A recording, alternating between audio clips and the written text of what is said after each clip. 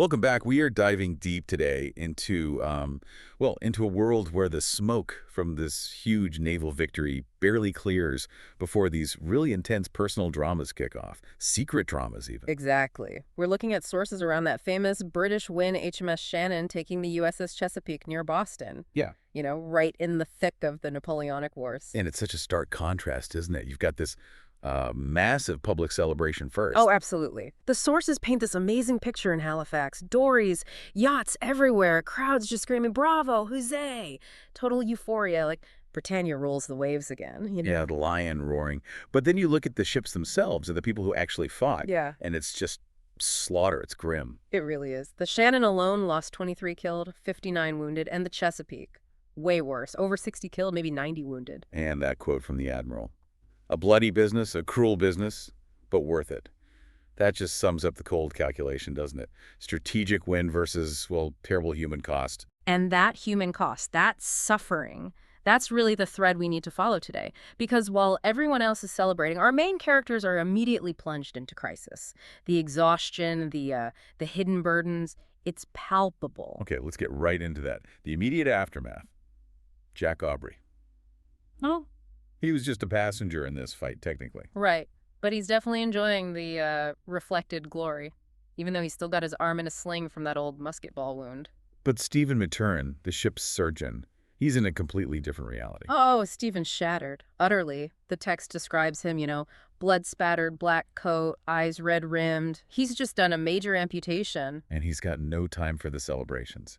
Jack tries to introduce him to the Admiral, all pleased with the victory.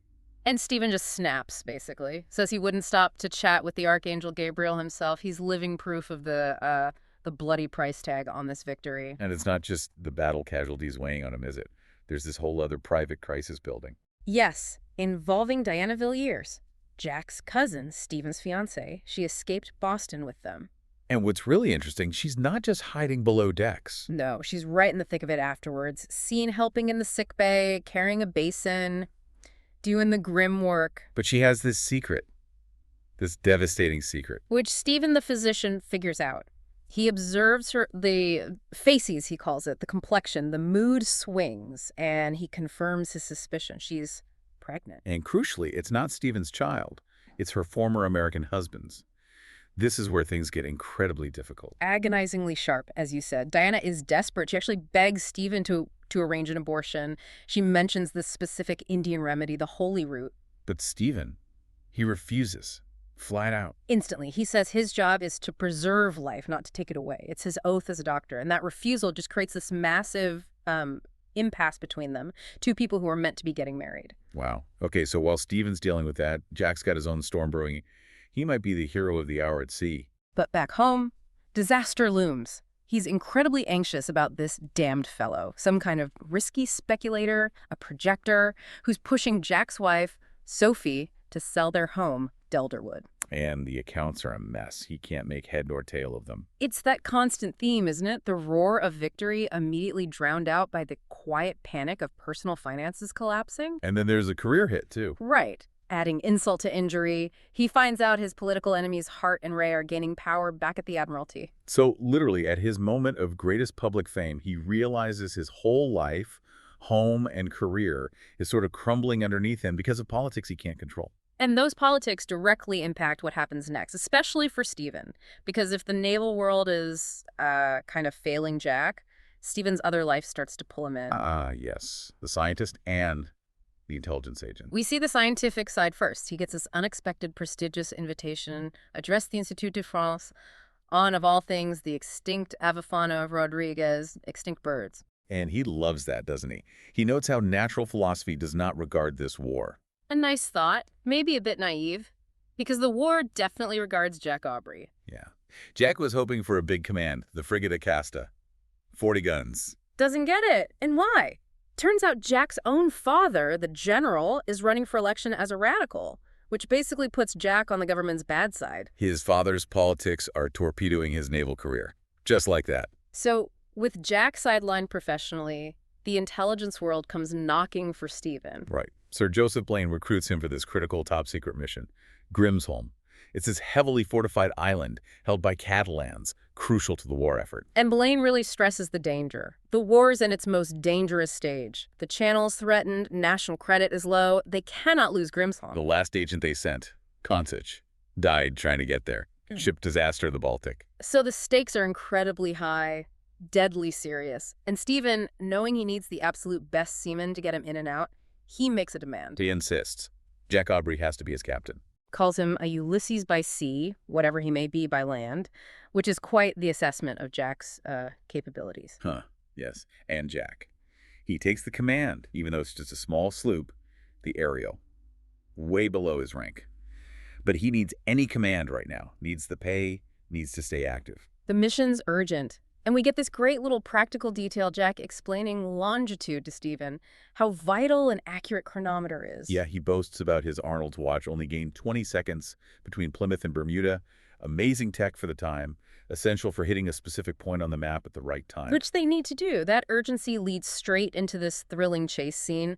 The Ariel pushing hard through the Baltic, studding sails aloft on a low, chasing a French supply ship, the Minnie. Full speed ahead, and then there's that funny little moment. Oh, right. The brig they encounter. Jack just instantly calls out its name. Humbug, sir. And Stephen's baffled, but nope, that's his actual name.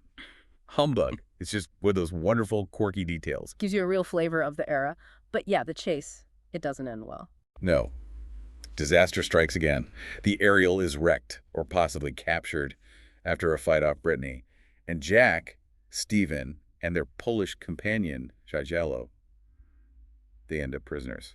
In the Temple prison in Paris. Infamous place. And the prison experience itself is weirdly contradictory. It really is. On one hand, the food's apparently excellent, cooked by this Madame Lehidu, who even sends notes with suggestions. Woman's cookery, but good. But then the staff are unsettling. A deaf-mute barber, and this miserable chatty guard Rousseau. And amidst all this, Jack, well, Jack does what Jack does. He starts planning an escape. Immediately. A really hardcore plan, via the privy. He grinds down a knife painstakingly into a slim steel tooth and starts scraping away at the Roman bricks and molten sulfur sealant. It's slow, agonizing work. Months of it, just pure stubborn attrition. That's Jack when he's cornered. Stephen and Jagiello aren't much help with the digging, apparently. Jagiello's busy carving a more Vincit Omnia somewhere. Love conquers all. A bit ironic in a Paris prison. Meanwhile, Stephen gets interrogated. Yeah, about Grimsholm. But it seems the French don't actually know that much. Their intelligence is weak. But then the interrogator lets something slip. A huge something. The colonel reveals that an enormous sum, half Golconda, he says, 100,000 louis has been offered for Stephen's release. Suddenly, Stephen realizes he's not just any prisoner. He's incredibly valuable, far more than even he knew. That changes everything. Their guard, Duhamel, suggests an official exchange, maybe through Talleyrand. But the money, the ransom. It's already been paid, or at least arranged. Not by the government, though. Oh no, by Diana Villiers. She came to Paris, and she gave up her most valuable possession, her great diamond, apparently worth a fortune. A king's ransom, gave it to a minister's wife to buy their freedom. When Jack hears this, locked away, digging his tunnel, he's just floored. Calls her a thoroughbred. It's an unbelievable sacrifice. It is, financially, emotionally, just immense, but there's another layer of tragedy to it. The child she was carrying. We learn later from a Dr. Buttlelock that she lost the baby. A miscarriage, or perhaps the fetus wasn't viable, likely due to everything she'd been through. Seasickness, stress, the ransom deal, just overwhelming turmoil. So she loses her fortune and her child to get them out.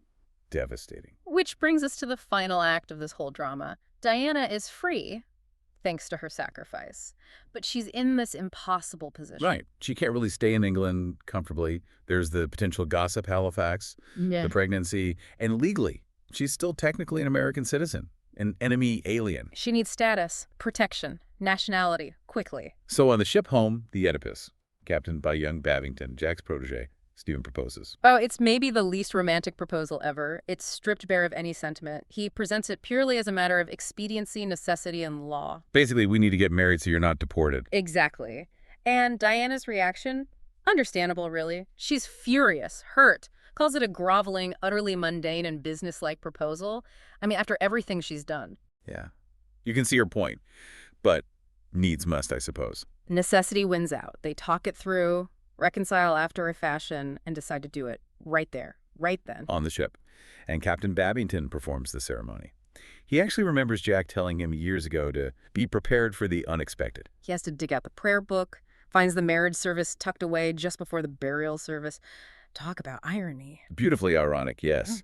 Jack gives the bride away, deeply moved by her sacrifice.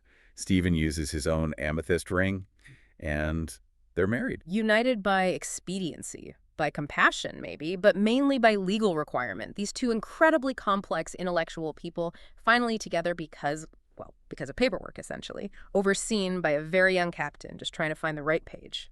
So what's the takeaway here for you listening? This whole deep dive, it really shows how wartime reality, the sheer practicalities of survival, getting out of prison, sorting out legal status, managing potential scandal, how all that can just bulldoze the kind of grand romantic narratives we often expect. Absolutely. Diana gives up a fortune, loses a child. Jack loses rank, risks his estate due to politics. The price of just living through this period is incredibly steep. Expediency becomes the driving force. Which leads to this really fascinating final thought. Remember Stephen's earlier comment about Diana's situation? We are fallible creatures, Jack, and adepts at self-deception. So the question is, was Stephen's proposal so deliberately rational, so businesslike, so devoid of any overt emotion? Was that actually his own form of self-deception? Was he maybe hiding a love for Diana that was deeper, more profound than he could bring himself to admit, especially then, hiding it behind the necessity of the law? A really compelling question to leave you with. The ultimate rationalist, perhaps disguising his heart in legal jargon. Sure. Thank you for diving deep with us today.